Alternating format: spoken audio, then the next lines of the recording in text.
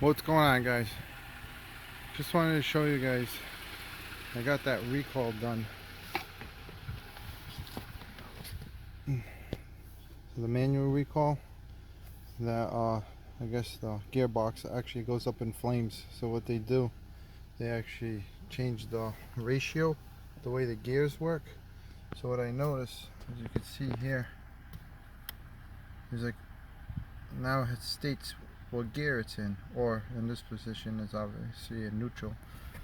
But that's the only difference I see. So if I go through the gears, there's first gear, second gear, third gear, fourth gear, fifth gear, and obviously sixth, and then back to neutral. So I'm guessing that's a way to tell if your recall has been done or not, because I definitely didn't have that there before. So all they did was an update.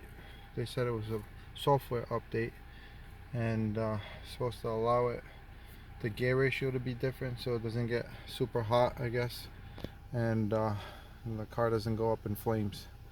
So just so you guys have awareness, if you're looking at a used car or a new one, and that's how you can tell if the recall has been done. If you can go through the gears, and it'll show you. Alright, thanks guys, thanks for watching. I'll catch you on the next time.